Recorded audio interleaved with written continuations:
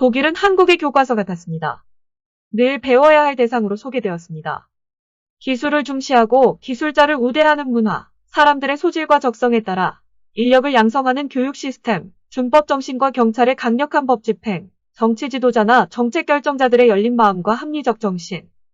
게다가 동서독 통일이 갖는 상징성과 교훈은 분단국가 대한민국에게 탐구의 대상이 되었으며 독일의 과거사에 대해 끊임없는 사과와 기억과 행동은 일본과 비교되면서 연구의 대상이 되었습니다. 그런데 독일이 한국 정부의 코로나19 대처 방법을 배우겠다며 대규모 사절단까지 파견하겠다는 제안을 해왔습니다. 하지만 한국 정부는 이를 정중히 거절하고 화상회의로 대체했습니다. 어떻게 된 일인가요? 외교부는 4월 3일 오후 독일과 화상회의를 열고 코로나19 대응 경험을 공유했다고 공식 발표했습니다. 이날 회의에는 한국 측 수석대표인 조세영 외교부 1차관을 비롯해 국무조정실 보건복지부 행정안전부 질병관리본부 관계자가 참석했습니다. 독일 정부에서는 총리실 외교보좌관을 수석대표로 외교부와 내무부 보건부 관계자들이 참석했습니다. 외교부에 따르면 조세영 1차관은 이 자리에서 양국 간 인적교류 가능성은 열어두면서도 감염원 유입 여부를 효과적으로 관리하는 것이 필요하다는 취지의 발언을 했습니다. 이어 중앙재난안전대책본부 운영 상황과 격리자 관리 및 사회적 거리두기 등의 대책, 자가격리자 안전보호 앱 등에 대해 설명했습니다. 우리 측은 정부가 개개인의 인권과 사생활이 침해되지 않도록 최선의 노력을 경주하고 있다며 정부 정책에 적극 참여하는 성숙된 시민의식이 발현되며 성과를 거두고 있다고 말했습니다. 이에 대해 독일 측은 한국의 코로나19 관련 위기 대응 체제 및 안전보호 앱 등 정보통신 기술을 활용한 대응 방식에 관심을 표시하고 한국이 개인정보 보호와 방역 간 최대한의 균형점을 찾아가는 등 효과적으로 대처 중이라고 평가했다고 합니다. 여기까지가 외교부가 보도자료를 통해 밝힌 내용입니다. 이에 앞서 외교부 고위당국자가 화상회의 전 기자들과 만나 귀띔한 내막은 대강 이렇습니다. 독일 정부가 한국의 상황과 경험을 직접 보고 싶다며 대규모 대표단 파견을 희망했지만 방역당국에서 도저히 여력이 안 돼 거절하고 화상회의를 먼저 하기로 한 것입니다. 그리고 의미 있는 말도 했습니다. 그는 독일은 올해 하반기 이후 이사회 의장국으로 유럽 전체의 맥락에서 대응도 염두에 두면서 우리로부터 경험을 듣고자 하는 것으로 생각된다고 전했습니다. 이것은 매우 중요한 내용입니다. 유럽연합 이사회 의장국은 프레시던시 오브 더 카운실 오브 더 유로피 유니언이라고 하는데요. 유럽연합 이사회의 의장직을 맡게 된 국가를 말합니다. 의장국의 선출 방법은 유럽연합 회원국들이 상반기와 하반기를 기준으로 돌아가며 의장국을 맡는 방식을 택합니다. 올해 상반기 이사회 의장국은 크로아티아이고 하반기는 독일입니다. 앙겔라 메르켈 독일 총리가 2주간 자가격리를 마치고 4월 3일 업무에 복귀하면서 독일의 코로나19 대처가 급물살을 타고 있는데 첫 번째로 문을 두드린 곳이 대한민국입니다. 단지 독일만이 아니라 전 유럽이 코로나19 극복을 위해 대한민국으로부터 배워야 한다고 목소리를 높이고 있습니다. 다시 말해 대한민국의 경험을 표준화해 전 유럽에 확산시키겠다는 의미입니다. 외교부 고위 당국자는 개인적으로는 독일하면 늘 우리가 배웠던 입장인데 격세지감을 느낀다고 말했습니다. 독일 측이 보내온 사전 질문지를 보고 외교부는 깜짝 놀랐다고 합니다. 진단검사에 관해서 9항목, 검역관리 8항목, IT 지원과 어플리케이션 6항목, 사회적 거리두기, 거버넌스, 출입국 통제 문제 등등 깨알 같은 질문이 담겨 있었기 때문이죠. 이 밖에도 기저질환이 있는 고위험 본 사람을 보호하는 방법 등 매우 전문적인 질문이 쏟아져 외교부가 도저히 감당할 수 없다고 판단해 보건복지부의 도움을 요청했다는 것입니다. 자부심이 대단한 유럽 강국 독일이 처음부터 이렇게 나온 것은 아닙니다. 스텔스기 같은 코로나19에 맹폭을 당한 뒤에야 비로소 이런 결정을 한 것이죠. 3월 31일 현재 독일의 코로나19 확진자는 66,885명이며 이 중 사망자는 645명입니다. 3월 31일 독일 공영방송인 GDF는 휴대전화로 코로나19 확진자 동선을 추적하는 모범 사례로 한국을 꼽았습니다. GDF는 한국이 대규모 검사와 자가격리, 휴대폰 동선 추적으로 공공생활 중단 없이 코로나19 확산을 저지하고 있다고 평가했죠.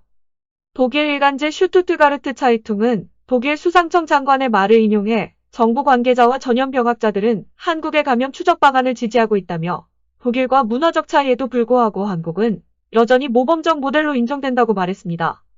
독일 권위지인 슈피겔은 한국으로부터 배울 것이 없다는 유럽의 오만이 코로나19에 치명적이라고 꼬집었습니다. 이 언론은 코로나19 억제 최상의 전략은 한국과 대만, 홍콩이라며 유럽이 아시아로부터 좀 더 거리낌 없이 배운다면 전염병이 완화될 것이라고 강조했습니다. 이미 독일 연방정부는 한국 정부의 코로나19 대응 모델을 도입하는 방안을 추진하고 있습니다. 앙겔라 메르켈 독일 총리는 3월 30일 일주일에 30만에서 50만 건인 코로나19 검사를 하루 20만 건까지 늘릴 방침이라고 밝혔습니다. 3월 27일 누적 확진자 수 5만 명에서 나흘 새 추가로 1만 명이 확진되는 등 확산세가 커지면서 한국의 공격적 검사 모델을 도입하기로 방향을 전환한 것이죠. 그동안 독일은 증상이 없거나 경미할 경우 검사 대상에서 제외해 무증상 감염을 막지 못했다는 지적을 받아왔습니다. 스텔스기의 공격의 무방비 상태에 놓인 거죠. 독일 현지 언론인 쥐트도이체 차이퉁이 입수한 내무부 코로나19 대응 보고서에는 독일이 확산을 통제할 수 있는 시기를 놓쳤다며 현 상황을 확인하기 위한 검사를 버리고 상황보다 더 앞서가기 위한 검사를 해야 한다고 지적했습니다. 이어 한국은 인상적인 본보기가 되는 나라라며 한국이 일상생활을 통제하는 강력한 조처를 하지 않는데 신규 확진자 수가 뚜렷하게 감소하고 있다고 분석했습니다. 보고서는 스스로 의심 증상을 느끼는 사람뿐 아니라 확진자와 접촉한 모든 사람에 대해 검사가 이루어져야 한다고 강조했습니다.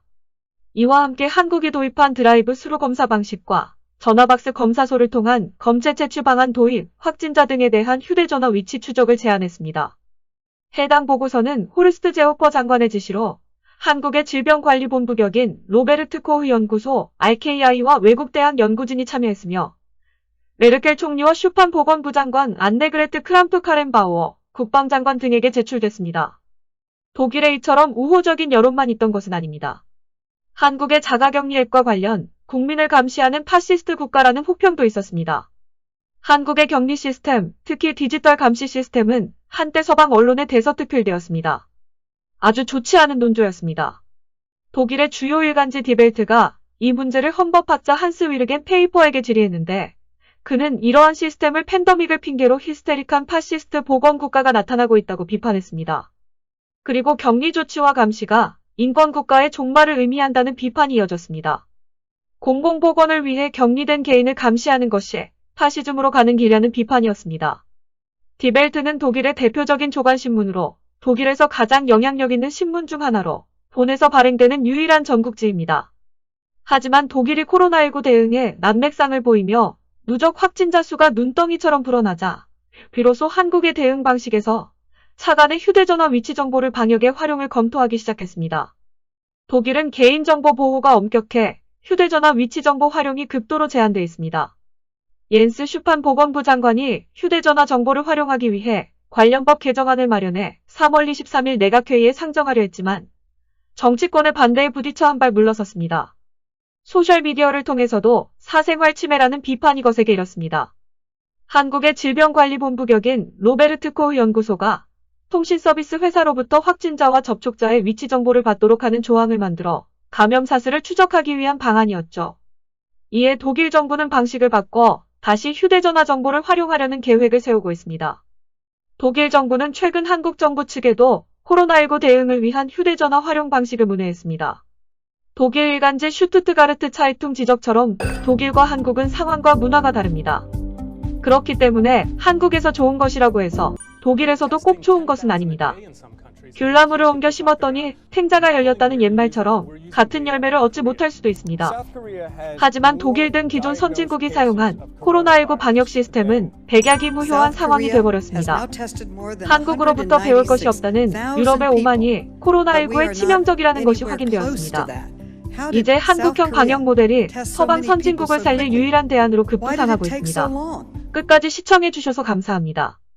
공감하셨다면 좋아요와 구독을 꼭 눌러주세요. 구독과 좋아요 버튼을 눌러주세요.